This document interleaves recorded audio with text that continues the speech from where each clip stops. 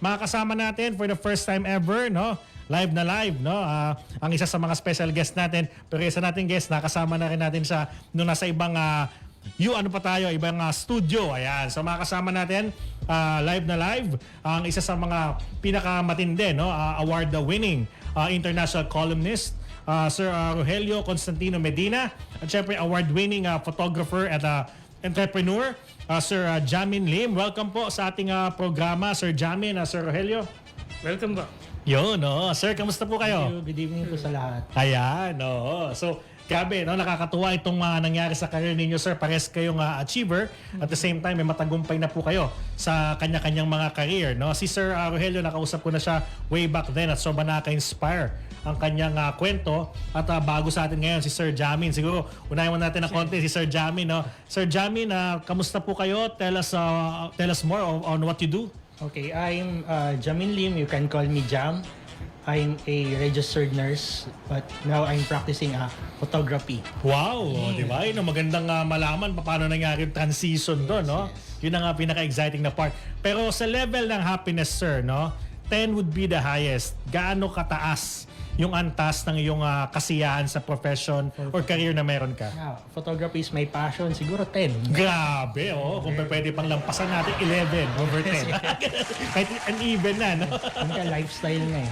Yes, tama. Yun ang importante dyan. So, Rogelio, kamusta naman po kayo ngayon? Dahil as of now, continuous po kayo nagusulat ng column sa international grounds po natin na sobrang nakaka-proud po. Dahil syempre, yung mga articles na ginagawa ninyo, patuloy pa din siyang tinatangkilik at syempre, sinusubaybayan po ng ating mga kababayan. At hindi lang po ating mga kababayan, pati lahat po ng mga nasa international scene. Sir, kamusta po kayo?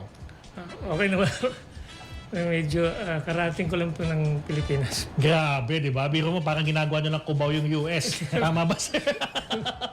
Oo. Pero sanay na, sir. Sanay na po. Carry naman. No? Yun ang mga importante dyan. Ang mahalaga dun, sir, is yung health, no? Talagang di natin napapabayaan. Kasi kakailanganin mo talagang magpalipat doon at papunta rito, eh. Parang ganun, eh. So kapag hindi nakasabay yung health, marami makukompromiso. Marami makakamiss sa'yo, sir. Di ba? Masyadong, mas maganda pa rin ang climate dito. Yun, di ba? Biro mo, marami nangangarap sa atin na mag-abroad to settle down sa ibang bansa. Pero si Sir Rogelio, biro mo, ang tagal niya na sa ibang bansa pero mas pinipili pa rin pala niya dito sa Pilipinas. Di ba, sir? Iba pa rin ang sa Pilipinas. Iba pa rin. Yes, oo. So, siyempre, pag-usapan muna natin yung mga umuusbong ninyong career, no? Bago natin pag-usapan yung mismong nangyayari sa inyo ngayon, balikan lang natin, konting backtrack lang tayo sa mga childhood dreams niyo para malaman natin kung nagtugma ba. Kasi kanina nabanggit nyo, sir, registered nurse kayo. Yes. So, yung transition medyo parang kakaiba, no? Pero so it means yung bata kayo, ano ba yung mga hilig nyo? Papunta doon sa pa-nurse o doon sa passion na projects nyo na pagpo-photography? Tell us more about your childhood, sir. Yung childhood ko, ang gusto ko yung mga maging action star eh. Oh, wow, action star ha. Oo, ano bang action star sa mga nagmomotor na may nakaangkas sa likod o sa harap? Kasi naalala ko nung kabataan ko, mahilig ako manood ng mga action films yung kay Lita Lat. Yan, yung mga pagkabaril, yung bala nahahati, yung mga gano'n, no? Oo, ano pa? Pero yun, as time goes by, parang sabi ko, hindi ko to. Hindi mo linya, oo. So yun, nag-try ako, baka mahilig ako sa computers. Yan. And eventually, yun nga, naging in-demand yung nursing before. Then, yun, sabi ng mom ko, mag-nurse ka. Oo, nung sinabi mag-nurse ka, wala ka bang ibang option nun? May iba kang gusto? Ano? Naalala ko, nag-fill up ako ng form. It's either economics or nursing. Medyo mahirap din yung economics. Siyempre, pag-aaralan mo yung mga inflation, yung mga gano'n, di ba? Parang gusto ko yung economics and business talaga. Wow, oo. Then, Eventually, yun, nag-decide ako na I'll take nursing. Then, yun, nag-study ako, nag-practice din ako ng nursing. And na-realize ko, hindi pala ito yung linya ko. Then I tried photography. At first, gusto ko lang magkaroon ng magandang photos yung family ko, yung friends ko. Kaya bumili ako ng first DSLR camera. yun yung tinatawag nating first blood investment kung tawagin, sir. Di ba? Yes. Then Afterwards, yun, sabi, hey Jam, ni-invite na nila ako. Jam, baka pwede kitang kuning photographer sa binyag ng anak ko, ganyan. Noong una, sabi ko, sige, gift ko na yan sa inyo. Okay. Ganyan. And eventually, as time passed by, napapractice ko na marami na nagre-refer sa akin. But hindi ko subukang pagkakita makikitaan tong passion ko. Tama, oo, yun ang importante dyan. Parang sa madaling sabi, nandito na rin naman na to, tsaka hindi rin naman biro yung presyong pinambili ko dito, di ba? So bakit hindi ko siya gawing profitable income? Yes. Ayun, di ba? Then, from there, After that, yun, nag-decide ako na maggawa ko ng sarili kong team, may photo and video na kami. Then we offer other services like Photoman, 360 booth, 0.5 booth, 360 yung bago, di ba? Yes, Pag pumunta ka ng event, tatayo ka lang doon para kasi Iron Man. Yes. Then all of a sudden, May mga may effects video ka na kagad na parang, wow, di ba? Kita yung outfit mo, Yes, sir. parang gano'n. Oo. Ayan, yun yung mga pakulo namin sa business po namin. Ang husay nun, sir, di ba? Talaga Especially naman. ngayon, Burr months, talagang marami na nagpapabook po sa amin. Correct. Was there a time, sir, nung nag-nurse ka na parang nahirapan ka, na inisip mo na kalagitnaan ng nursing mo is mag-shift ka? Kasi pero natapos mo doon ako nagtataka. Yes. Pero sabi mo nga, may iba kang option in mind. If you have other options, minsan minumulto ka niyan Yes. sa damdamin mo, di ba? Pagka ikaw iba yung napili mong course. Actually, yun, I took up, Masters of Nursing and Education. Kasi ang plano ko before is to put up a nursing home. Yun yung isa sa mga business na gusto kong gawin sana. Kaso, syempre, medyo malaki rin yung kailangan mo ilabas Yes, para oo. makaipon.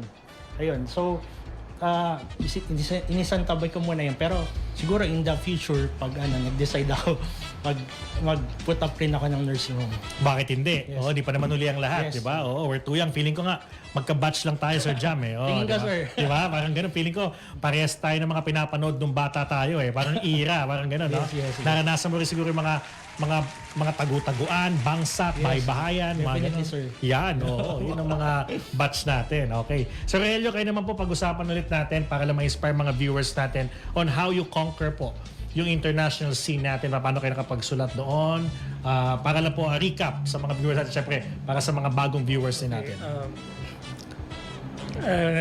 Nagkataon na binigyan ako ng assignment ng Paris State Economic Review.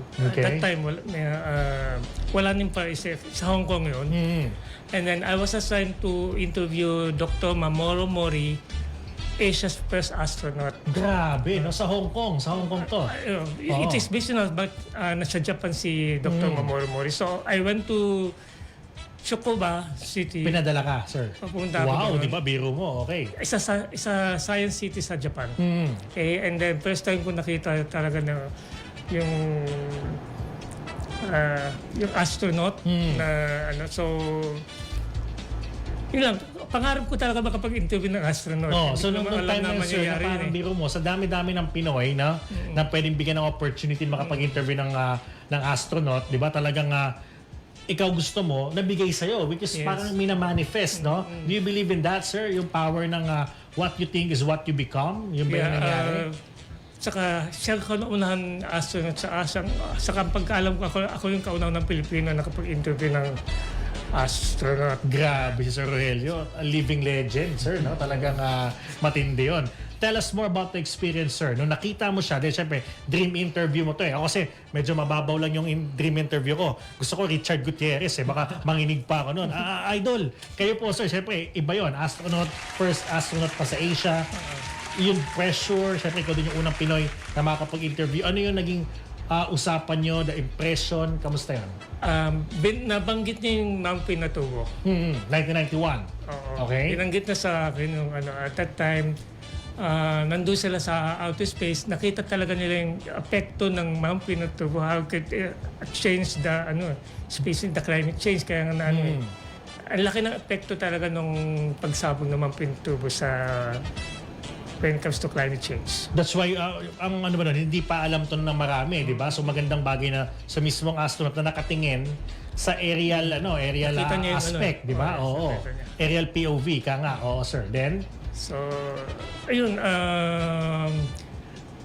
parang sikat na sikat yung Pilipinas dahil sa Mount Pinatubo. oo. Yun. Pero during that time, sir, di ba kayo na-stutter? Di ba kayo parang kinabahan? Siyempre, idol mo to I mean, Yes, or dream mo, di ba? Na makapag-interview ng astronaut. At ano yung mga tanong na hindi mo pinalampas na matanong sa kanya, sir? Nalaman ko na you can be 70, walang walang limit yung yung pagiging, di ba 35, Okay, something. okay. P70 and be an astronaut. So may hope talaga. So kailangan lang talaga, you should be physically fit, parang Yeah, gano'n. physical fit. So may pag-asa pa pala si Direk Brian Espera, no, na mag-astronaut kasi nag-robot to pag mag-isa lang eh. Robot! Yung mga ganun. So baka pwede, no? Oo. About ano po, yung let's say yung size, walang problema. O kailangan maging may Physically specific fit. fit. Kasi may ano muna sila bago, may training muna, extensive training talaga. Okay.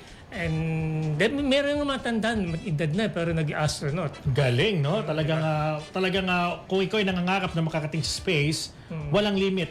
As long as ikaw ay healthy, physically fit, okay yon. Then ano pa yung mga natuklasan nyo, sir, na na-amaze kayo, na bata pa lang kayo, gusto mo nang malaman, pero sa kanya mo lang din natuklasan? Like yung mga kinakain nila, yung mga ganon. Yung pangarap ko maging journalist. Yes, yung sa astronaut, yung habang sa nag-interview kayong dalawa. sorry. Kasi syempre nandun tayo sa, yung parang na-starstruck ka eh, di ba? Parang ganon, sir, no? Oo. Kay Mamoru Moro eh. Kay Mr. Momoro, ano pa po mga Pero nasabi niya sa mausay inyo? sa mag-English, despite being Japanese. So wala na po kayong translator during that time, sir? Okay.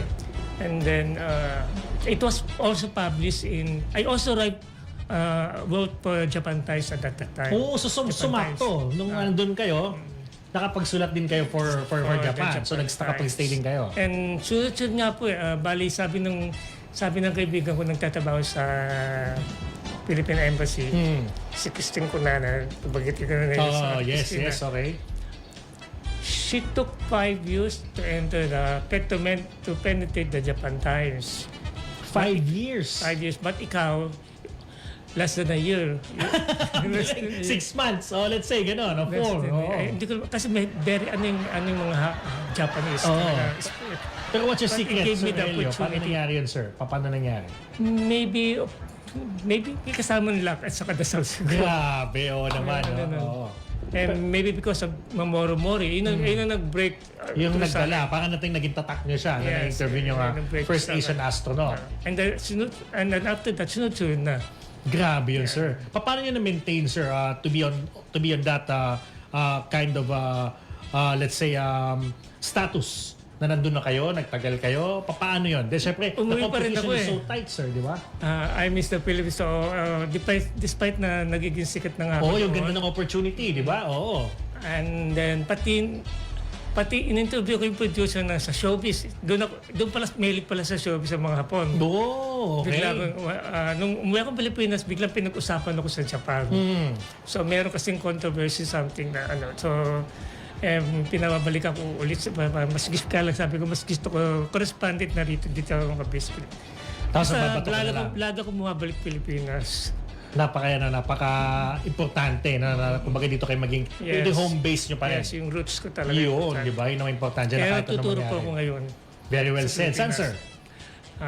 Sa Mambalacat City College sa Pampanga. Wow, okay. So right now, sir, sa kayo naka-base mo, sa kayo nakatira? Maynila, pero I have to go to Mambalacat. Grabe si sir.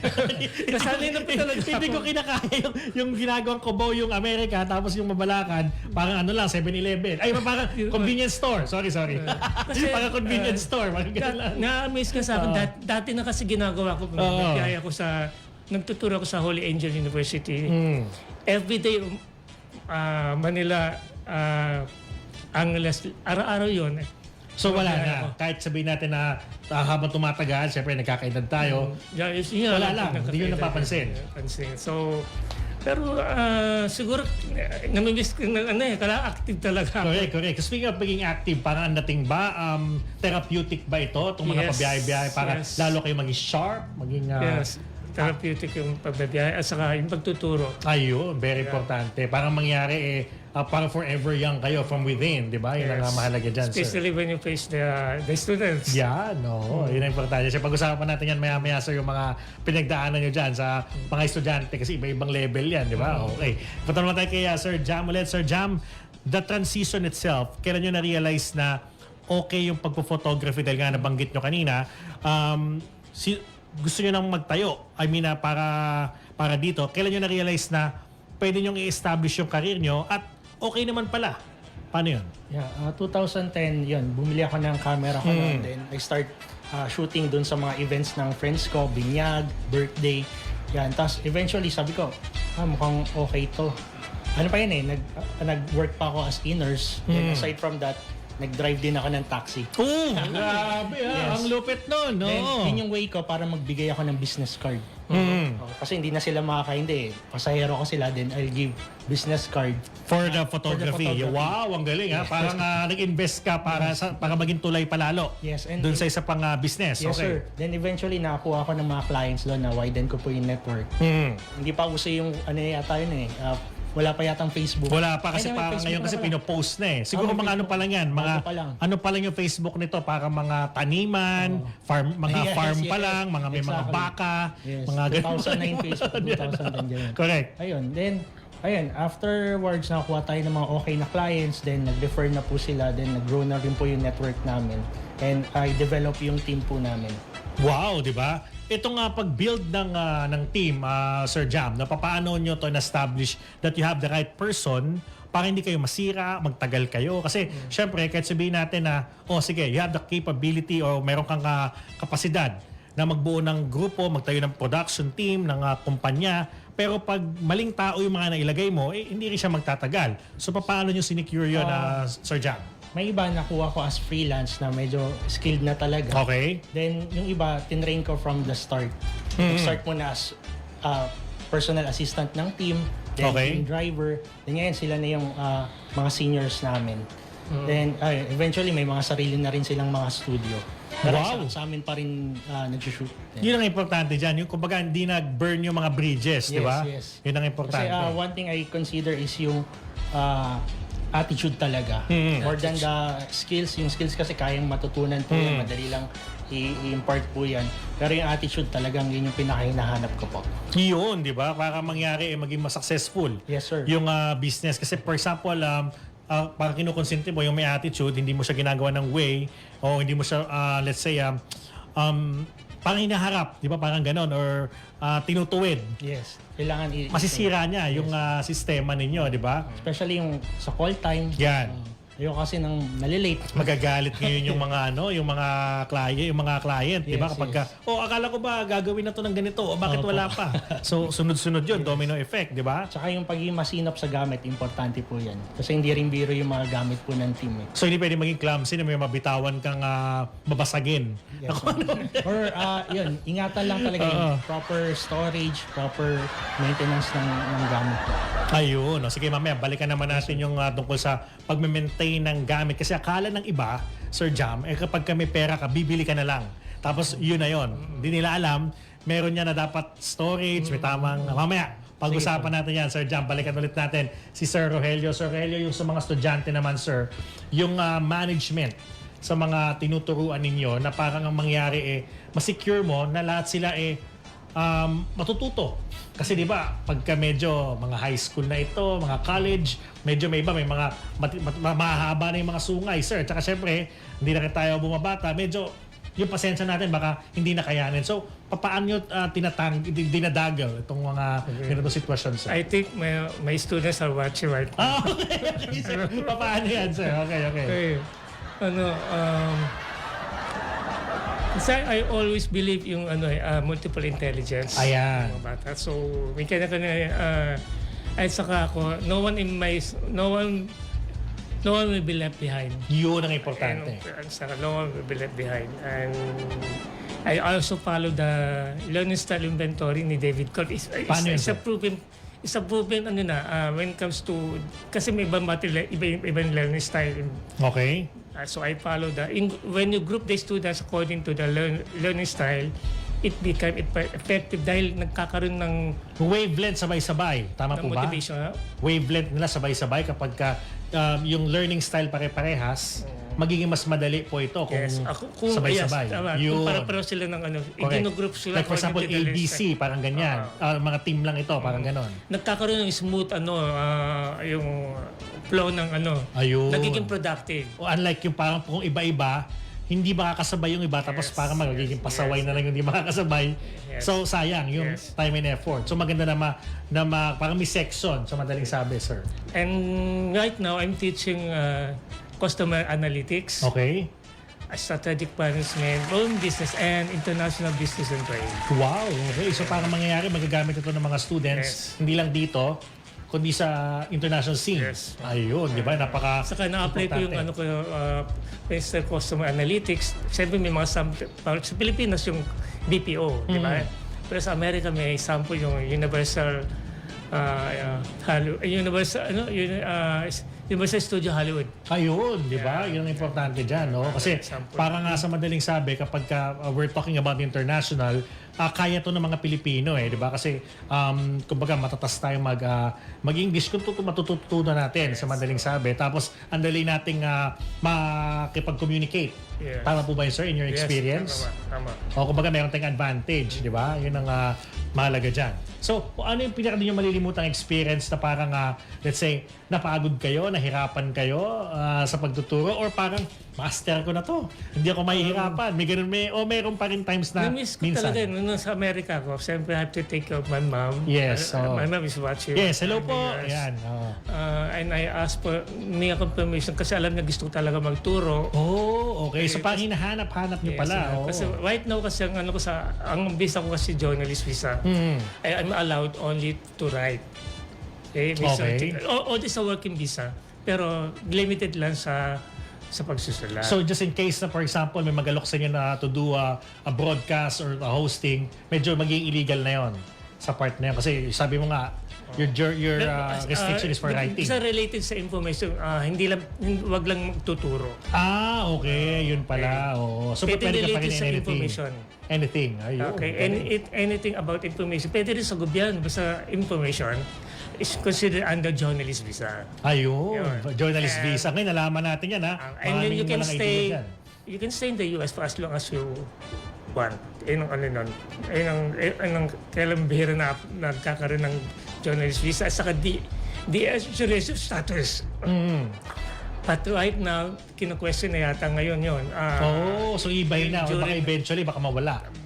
Yung judicial status, baka pinag-aaralan yata ngayon. Pero, but still there's a judicial status. I mean, until kasi usually 5 years ang Journalist visa. At saka, if you are credentialed member, kasi I'm a credentialed member of the Foreign Press Center approved by the Department of States, you can come and go Grabe. for oo. 3 years. For 3 years. Napakaswerte mo, Sir Rogelio. May mga ganun kang perks, no? Pero talagang pipiliin mo pa rin dito.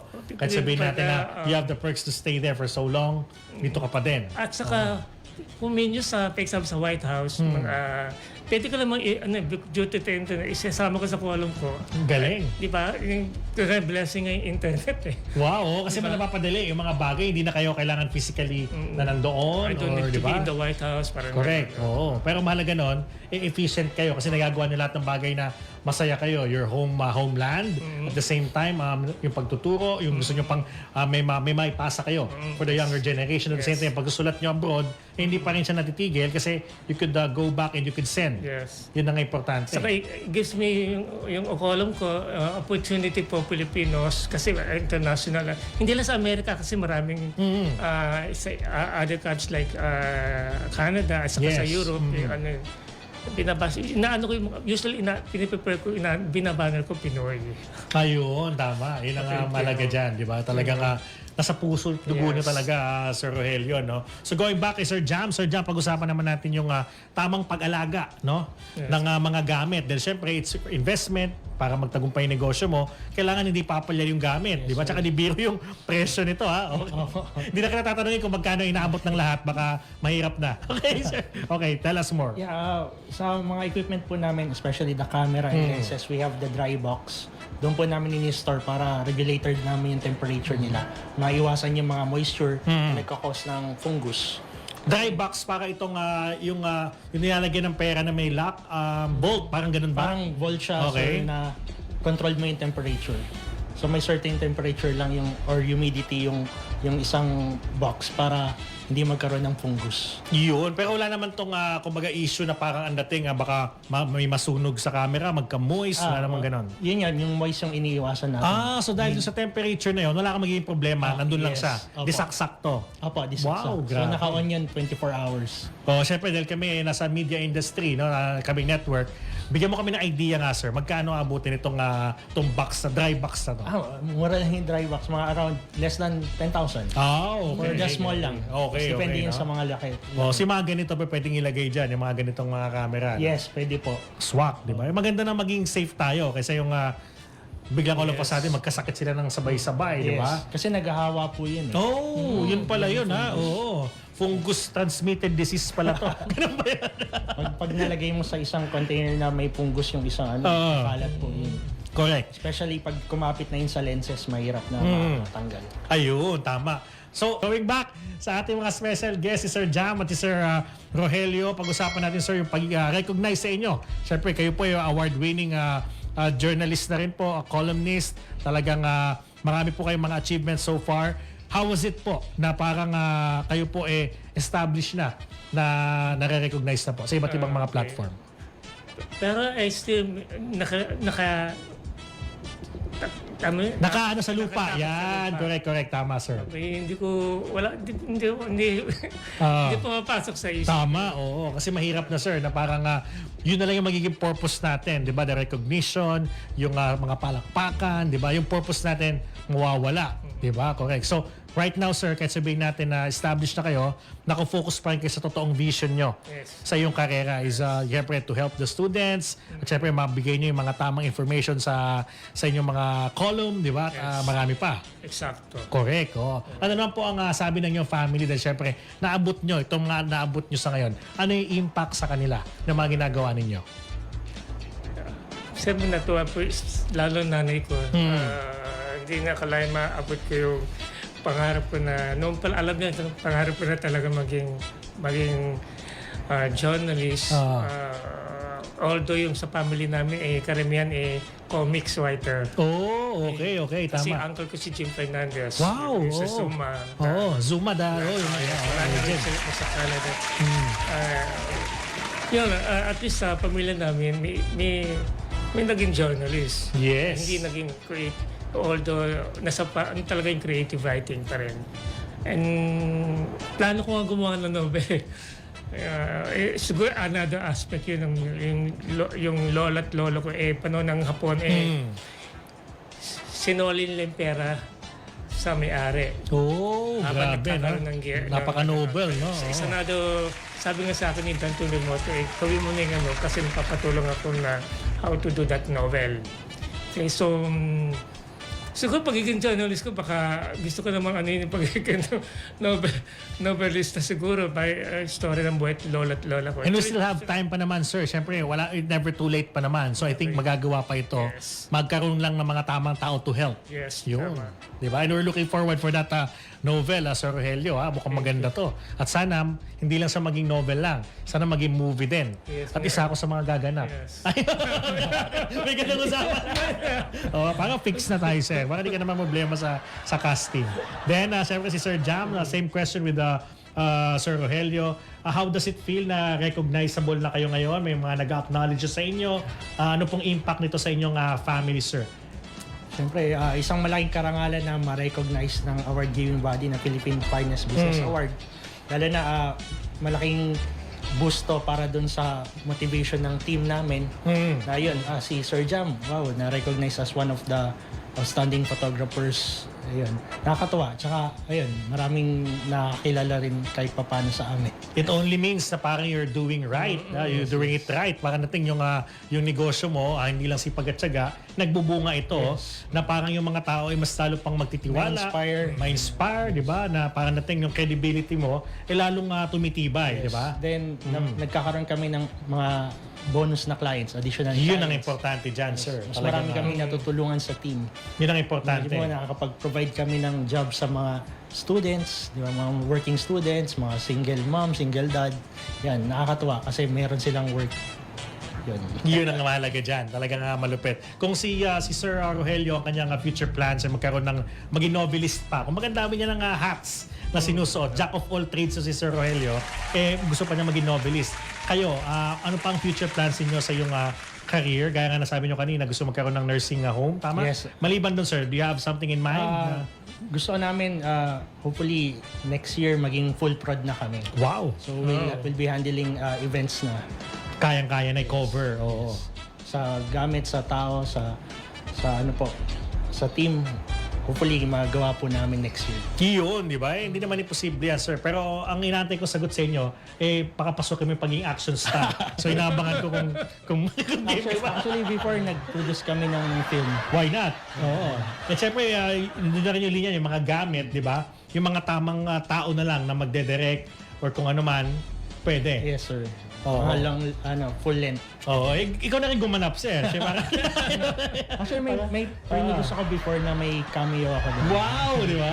Huwag na cameo. Yung talagang ikaw gusto ko yung nagmomotor talaga, sir. Yung walang double, Medyo mahirap. Pero ang sarap, no? Pag na-imagine natin na, what if magawa natin? Di ba yung mga, hindi lang simpleng action. Kumbaga yung mga Tom Cruise level. Wow. Di ba? Yung mga ganun nga, dating tumatakbo tayo sa medyo delikadong, yung parang kanto ng building, di ba? May mga ganung senaryo. Tapos takbo ka lang takbo, pogi ka pa din, no? Hindi ka pinagpapawisan. Well, anyways, grabe. Wala namang masama doon. Talagang law of attraction nga, di ba? Yes, Si Sir Rogelio nga, na-interview niya, yung matagal na lang pagkaroon ng interview na astronaut, nangyari. Sa kanya binigay. So, walang imposible para sa mga pangarap natin. So, Sir, ito po yung camera, no? Batiin niyo po lahat ng gusto yung batiin at pasalamatan po.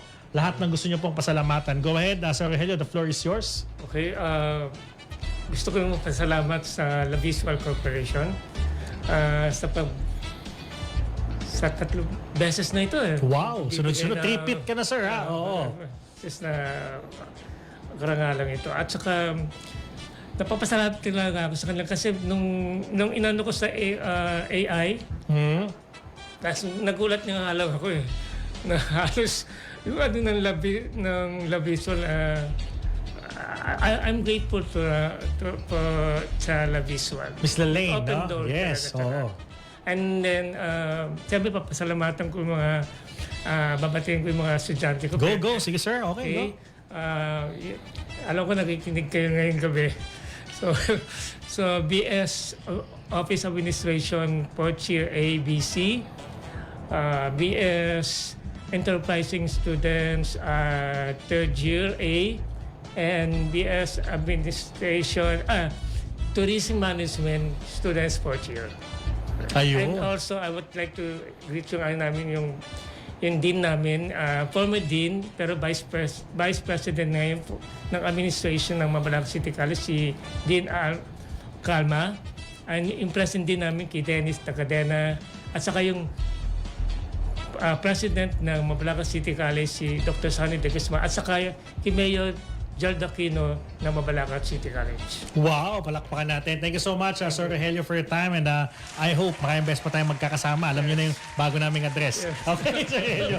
The best ka talaga, sir. At syempre, Sir Jam, ito po yung camera. Feel free na batiin lahat na gustong batiin at pasalamatan lahat na gustong pasalamatan. Go ahead, sir. Ayun, nagpapasalamat kami sa Philippine Finest Business and Achievers Award for choosing us to be part of the Outstanding Photographer of the Year. And thank you, Ma'am Lalaine of La Visual Corporation po. Sobrang grateful po kami na nakilala ka namin. Then, I want to say hi to my wife. Sana nanonood ka ngayon. Ayun. Uwi ako. Ayun. Uwi agad. Uwi agad. Pares tayo, sir. Mga ano tayo. Member tayo ng Sansui. Alam yung Sansui, sir? Ano yun, sir? Sansunsut uwi. Sige, go ahead. Tuloy mo, sir. Then, binabati ko yung team ko, Team Jambling Enterprises, Jamilin Photography. More bookings for us these months. And dun sa mga interns, OJTs ng Iris, hello sa inyo. Iris, sir? Wow. Yes, our director is from Iris. Wow. Proud na proud. Miss May- Iris to. 2019 ba? 2024. Wow, grabe. May mga interns Glenn. kasi kami sa Iris, mga fine arts. Wow. Di ba? Mahusay talaga, sir. Yun, Yes, mga yes. taga-Iris. Magaling to. mag-drawing, sa production, magaling din. Right now, nagpapalakad sa amin mga taga-Iris talaga karamihan ng si Miss Iris 2024. Wow. Si Direk Len. Napakahusay niyan, di ba? Yan, sir. Baka may nakalimutan po kayo. Ayan. Then sa family ko, ma'am, ayan, hi. Ayun, grabe. Sir, thank you so much sa inyong time, Sir Jam, Sir Rogelio, and we wish you nothing but the best, sir. Lahat na mga gusto nyo ma-achieve sa buhay, ma-inspire ng mga tao, matulungan, magtuloy-tuloy po yan, sir. Ipagpasa Diyos po natin lahat because I know you have a good heart po, no, para sa ating mga kababayan. So thank you so much po sa La Visual Corporation, sa Sir Bisio Channel, kay Ma'am Lalaine, kay Sir Nero, no. Siyempre sa lahat po ng mga viewers natin worldwide. Thank you po sa inyo lahat. Kala Gabriel Pardales, Jay Nazareno, thank you so much po. Ako po yung lingkod na nag-iisang tigasing tagapagtanong, your universal online host, Jigo Postolero, para sa programang Kwento Mo ang Bida, Jigo Love. Thank you, sir.